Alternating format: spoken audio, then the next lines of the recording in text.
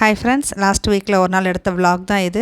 என்ன தான் கோலப்பொடியில் வந்துட்டு நான் சின்னதாக கோலம் போட்டு வச்சாலும் இப்படி யாராவது கடைக்கு இந்த மாதிரி டெலிவரி பண்ண யாராவது வந்தால் கூட அந்த இடத்துல நின்றுட்டு அழிஞ்சு போயிடுது. அது எனக்கு பிடிக்கவே இல்லை. அதனால் சரி சாக் பீஸ்லேயே போட்டுருவோம். இங்கே நிறைய பேர் சாக் பீஸில் தான் கோலம் போடுவாங்க. ஒரு கல் மாதிரி வச்சுருப்பாங்க சாக் பீஸு, அதில் தான் வந்துட்டு கோலம் போடுவாங்க. நானும் அதே மாதிரி போட ஆரம்பிச்சிட்டேன். இப்போது காலையில் ஆஸ் யூஷுவல் பூஜையெல்லாம் முடிச்சுட்டு இந்த மாதிரி ஸ்கூலில் ட்ராப் பண்ணிவிட்டு அப்புறம் மித்த வேலையெல்லாம் ஆரம்பித்தாச்சு கொஞ்சம் கொஞ்சமாக பார்க்குறதுக்கு. இந்த மேடையெல்லாம் வந்து நீட்டாக இருக்கணும். அங்கே ஒரு முருகன் வச்சுருந்தேன், முருகன் ஸ்டாச்சு. அதெல்லாம் இப்போ மாற்றணும் நான். ஏன்னா அந்த இடம் வந்துட்டு கொஞ்சம் ஓரமாக இருக்கிற மாதிரி இருக்கா, ஒரு விசிபிளாகவே இல்லை. அதனால் மறுபடியும் அந்த சாமி ராக்கெல்லாம் கொஞ்சம் அரேஞ்ச் பண்ணி எடுத்து மாற்றி வைப்போம் அப்படின்ட்டு. இன்றைக்கி சின்ன சின்ன க்ளீனிங் ஒர்க்கெல்லாம் பண்ணுவோம் அப்படின்ட்டு. செவ்வாய் வெள்ளி நம்ம க்ளீனிங் பண்ண மாட்டோம், வீடு துடைக்க மாட்டோம். அது என்னென்னா ஆஸ்பீஷியஸ் டே, அதனால் இந்த மாதிரி க்ளீனிங்கு பண்ணுறது துடைக்கிறது கூடாதுன்னு சொல்லுவாங்க.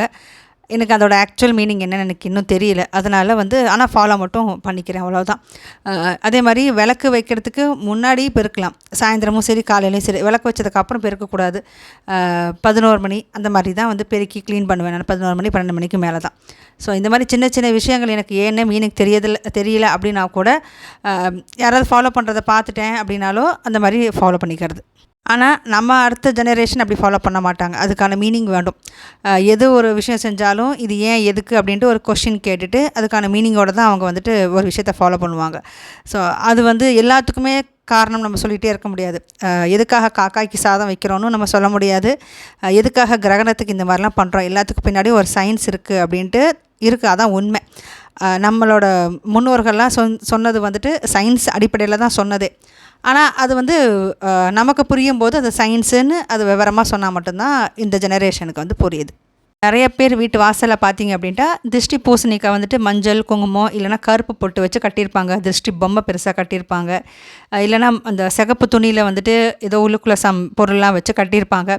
வீட்டு நிலவாசலில் வந்து எலும்புச்சம்பளத்தை 2ஆக வெட்டி குங்குமம் வச்சுருப்பாங்க. இது மாதிரி நிறையா இருக்கும்.